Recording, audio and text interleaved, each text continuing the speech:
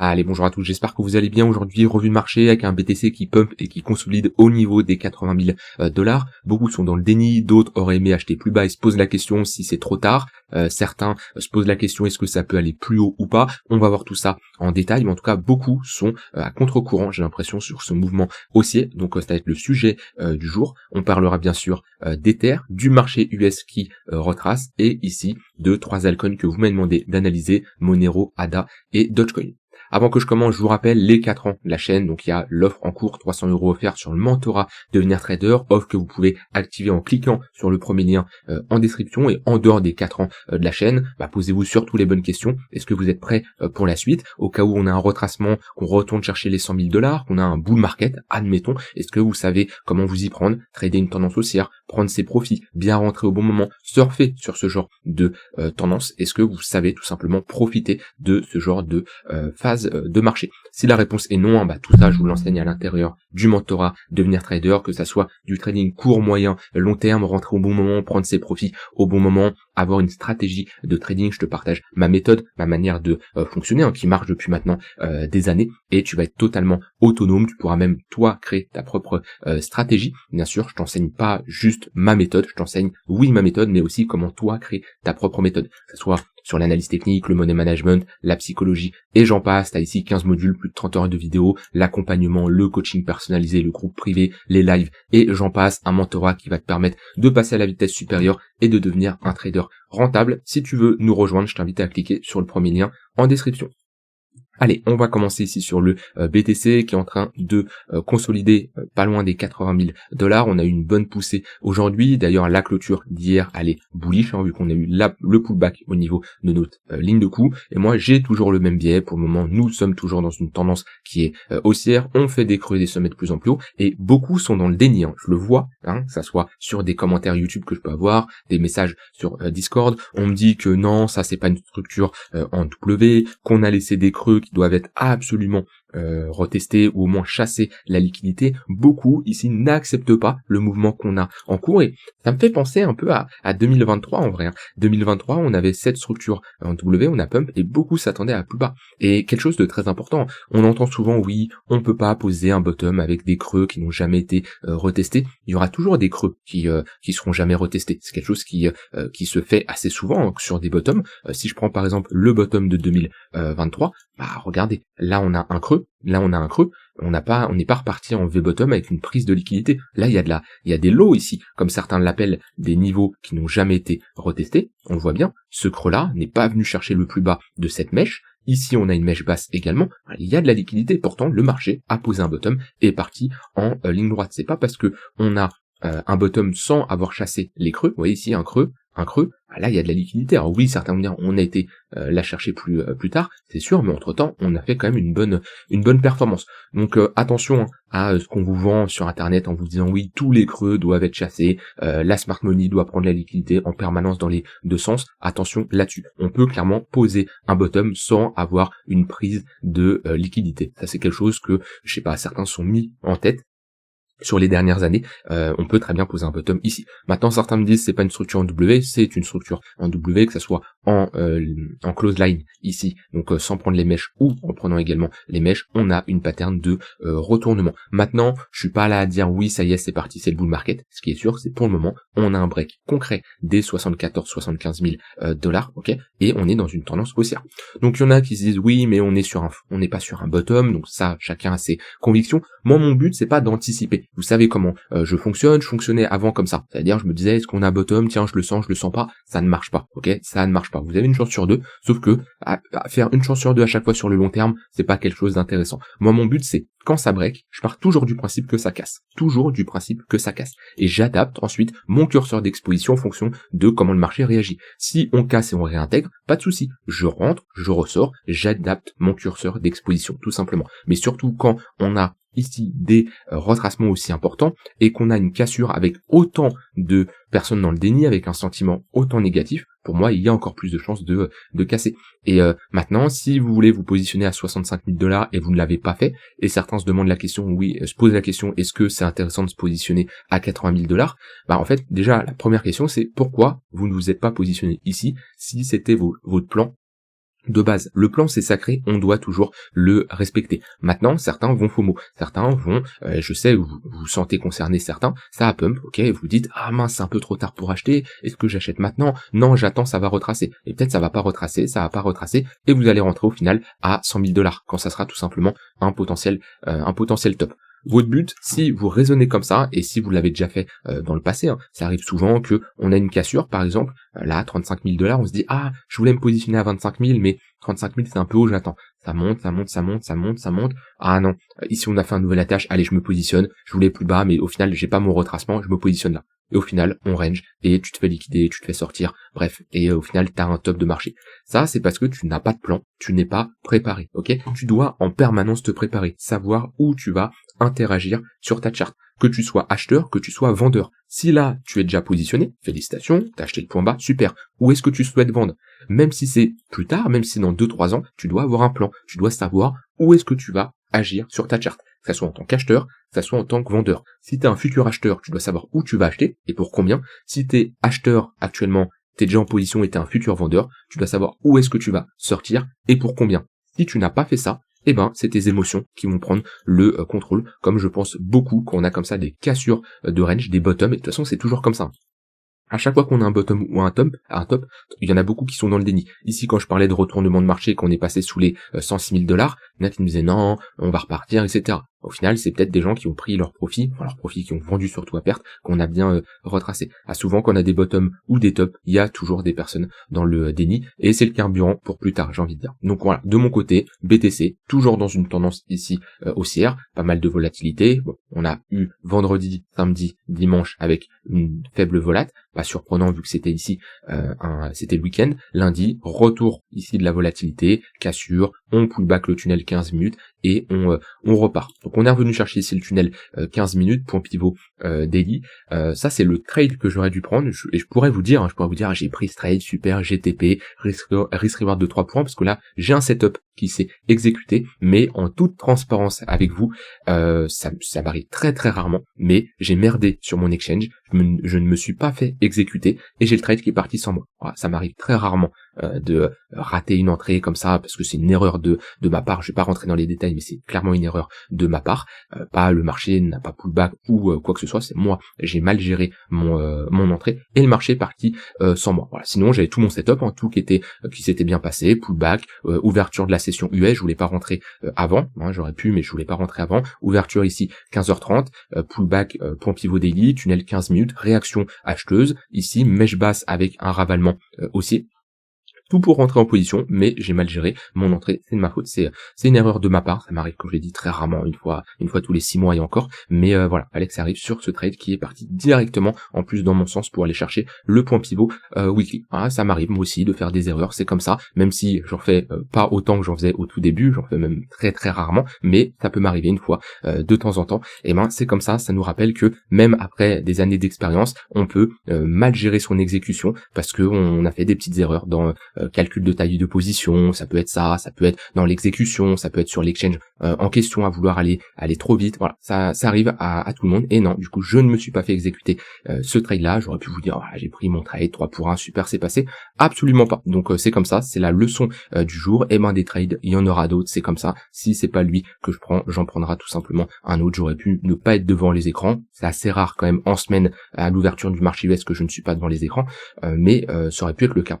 Donc voilà, en tout cas pour le moment la trend reste haussière. On a un 15 minutes qui fait office de support. On le voit depuis qu'on a cassé et qu'on est repassé au-dessus du 1 heure et au-dessus du 15 minutes. On a des nouveaux points pivots weekly comme chaque semaine qui ont déjà fait le taf. Hein. La résistance 1 ici 80 370 $ qui fait office de résistance une fois, 2 fois. On a ici le point pivot principal à 77 600 $ et le support 1 75 750 $. Donc comme chaque semaine, les points pivots weekly qui nous accompagnent tout le long de la semaine pour quadriller notre charte, savoir les différentes zones intéressantes pour se positionner, pour prendre des profits. Voilà, là dans mon plan c'était une bonne zone pour prendre des profits, précédent sommet, risk reward de 3 pour 1, j'avais une magnifique confluence. Donc c'est comme ça. Voilà. Maintenant si on break ce niveau point pivot weekly, qui est globalement vers les 80 000, 370 dollars, bah prochaine target ensuite c'est d'aller chercher plus haut. On a ici 82 000 dollars, on a un point pivot mensuel. Maintenant c'est point pivot mensuel du nouveau mois ici du mois de mai, donc c'est un niveau intéressant. Hop, je vais aller sur cette charte là, on va mieux les voir. Point pivot mensuel à ce niveau là. On va se mettre en daily.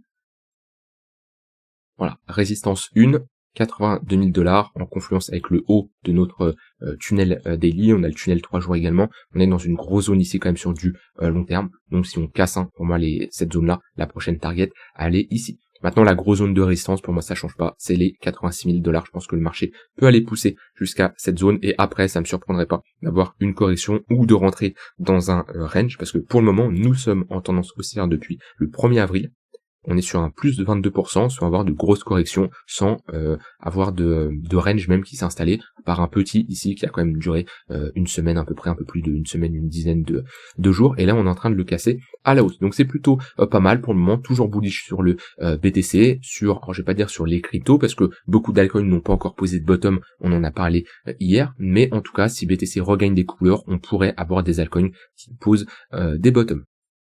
Au niveau d'Ether, toujours plus faible, on le voit ici, la paire BTC qui est toujours dans une tendance baissière. On a été chercher assez haut 2400 dollars sur Ether. Maintenant, on est toujours sous ce niveau, qui est un niveau à chaque fois où qu'on y vient une fois, deux fois, trois fois, quatre fois, on a un réveil vendeur. Moi, c'est la clôture weekly que j'attends qui nous validerait une structure en W sur Ether. Ça nous enverrait quand même un signal plutôt bullish qui nous dirait, ok, là, Ether, il est sûrement en train de poser un bottom et il pourrait gagner un peu plus de momentum comme BTC sur les dernières semaines. Donc voilà, on est sur cette zone de résistance, faut patienter, on est dans une compression parce que on est quand même dans une dynamique haussière. Hop, je vais enlever mes points pivots. D'ailleurs, ces indicateurs-là, si vous voulez les choper, c'est sur le Discord. Vous rejoignez le Discord, lien en description, et vous avez un canal indicateur, vous pouvez les ajouter gratuitement. Donc voilà, on est en compression avec cette zone de résistance de 1400 et le tunnel 4 heures qui fait office de support. Et sinon sur Ether, là depuis à peu près milieu avril, on est globalement dans un range. On voit le 1 heure est plat, le 15 minutes, là il regagne un peu des couleurs sur du court terme. Il fait également office de support, mais globalement le tunnel 1 heure est plat. Donc pour le moment, rien d'alarmant. On est toujours dans une tendance haussière, dans un range précédé par une impulsion haussière, mais sur un niveau de résistance. Donc si on commence à se réinstaller sous cette zone-là, là on aura un signal plutôt bearish. Si par contre on s'installe au-dessus des 2450, il y aura un signal plutôt bullish. Moi de mon côté, je reste bull sur Ether. Ma position que j'ai prise à 2215 spot long terme est toujours d'actualité. Mais si on repasse en dessous de cette zone-là, je réduirai clairement mon exposition parce que ça serait un signal bearish. Et ensuite, target tunnel daily, sinon 2700 dollars d'un point de vue price action. Et également avec le tunnel 3 jours, c'est une bonne zone de localisation. Voilà globalement pour BTC et Ether. On a un marché US aujourd'hui qui corrige légèrement, c'est pas la fin du monde. On voit qu'on est toujours dans une trend qui est plutôt haussière. Et voilà, c'est normal, c'est même sain d'avoir un marché qui retrace. Je vous rappelle, quand on a un marché qui monte en ligne droite, souvent les retracements peuvent être bien violents. Le mieux c'est de monter en constituant tout simplement des escaliers, comme ça quand on a des pullbacks, c'est souvent des niveaux intéressants pour se positionner. Là on revient chercher globalement notre tunnel 1 heure, pas encore mais on n'en est pas loin, en confluence avec ce précédent haut de range qui est maintenant un niveau de support qui doit faire office de support. Si je veux affiner, je peux mettre un volume profile, j'ai ma value area high qui est quand même bien basse, là il n'y a pas trop de volume qui s'est fait exécuter, donc un niveau intéressant c'est les 7180, si on y revient c'est une bonne zone au niveau de notre tunnel 1 heure également. Tant qu'on tient le 15 minutes au-dessus du 1 heure et un prix au-dessus du 1 heure, on reste dans ce momentum haussier court terme. Si on commence à perdre le 15 minutes et le 1 heure, et pire le 15 minutes qui passe sous le 1 heure, là c'est un signal plutôt bearish. On voit bien la différence entre un 1 heure orienté à la hausse, on commence à passer en dessous, et que le 1 heure crosse même le 4 heures à la baisse, là on a toute une dynamique baissière. Vous voyez, pendant toute cette baisse, on a un 15 minutes sous le 1 heure. 15 minutes sous le 1 heure, donc le tunnel blanc, sous le 1 heure, sous le 1 heure, sous le 1 heure, ok. Là, il y a une tentative de cassure, mais on ne repasse pas totalement au-dessus. Et là, dès qu'on repasse au-dessus, vous voyez, le 15 minutes repasse au-dessus d'une heure, là, il fait office de support, et là, on le tient. À un moment, ça va casser, c'est normal. Hein. Faut pas oublier que là, en en un mois, on a quand même fait un plus 15%. Donc au bout d'un moment, on va perdre cette tendance et on va avoir un repli dans le 4 heures. Quand ça va arriver, je peux pas le prédire. Ce qui est sûr, c'est, je pense qu'on est plus proche d'un top court terme que d'un bottom. Hein, vu qu'on a fait un plus 15%, on va pas refaire encore un plus 15%. Il y aura des phases de retracement sur du moyen terme, tant qu'on ne réintègre pas cette zone-là, le tunnel 4 heures et cette zone qui est notre pression ATH. Pour moi, de mon côté, rien d'alarmant sur les indices. Le Nasdaq est toujours plus bullish, hein. On pullback même pas le tunnel 1 heure pour le moment, on est pile poil dans le tunnel 15 minutes, c'est pareil, on a toujours ce momentum qui est haussier. Donc comme je l'ai dit juste avant sur le SP500, tant qu'on garde ce marché haussier, c'est pas mal également sur les cryptos. Je ne pense pas que les cryptos se comporteraient comme ils se comportent actuellement si on n'avait pas pump autant sur le marché US. Donc là-dessus c'est pas mal, voilà, inversion de notre dynamique, tendance haussière, flux haussier, tant qu'on reste au-dessus du 15 minutes et du 1 heure, le marché reste haussier. Si on perd le 1 heure, il faudra surveiller un pullback dans le tunnel 4 heures.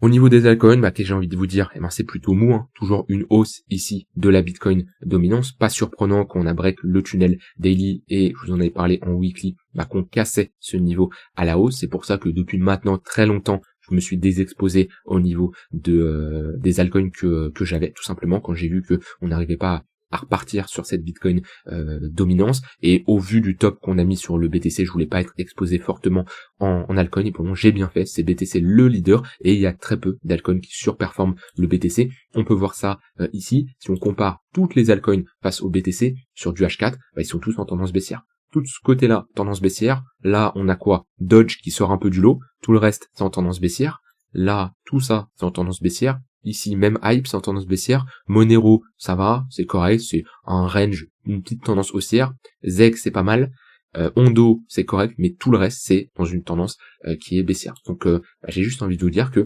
BTC actuellement c'est le leader, il y a très peu d'altcoins qui sortent du lot, donc c'est le plus intéressant à trader et même à détenir sur du long terme. Certains vont vous dire oui mais vous allez faire une plus grosse performance sur vos altcoins, c'est pas sûr. Oui, il y a un potentiel plus grand quand vous vous positionnez sur une altcoin, par exemple AVE, au hasard, j'ai pris la première, oui, vous avez un potentiel plus important, parce que BTC ne va pas faire un x10 à partir d'ici. Peut-être un x10 dans 15-20 ans, ok, mais pas un x10 sur un cycle, alors que des altcoins peuvent faire un x10. Sauf que, il y a de grandes chances aussi que votre altcoin ne fasse pas de x10 et qu'elle fasse une sous-performance face à BTC, comme la majorité des altcoins lors du dernier cycle. Donc attention, vous pouvez gagner plus, mais vous pouvez également perdre plus. Ça, c'est à vous d'ajuster votre curseur en fonction de ça, en fonction de ces connaissances maintenant que vous avez.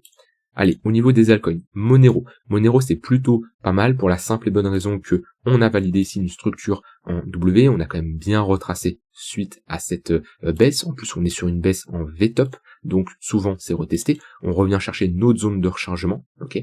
Faudra surveiller le retest. Où est-ce qu'il se fait? C'est pas sûr qu'on fasse un nouvel ATH. On peut pousser 0,382. Ça me fait penser un peu comme 2021 ici au mois de mai. On a une bonne baisse. Ensuite, on constitue un petit bottom et on reteste globalement entre les 0,382 et les 0,5. Ça, c'est souvent ces retests. Hein. C'est très rare que, vous voyez là, on reteste notre zone de rechargement de short. On a une forte baisse, on revient chercher nos zones de rechargement de short pour poser un M-top.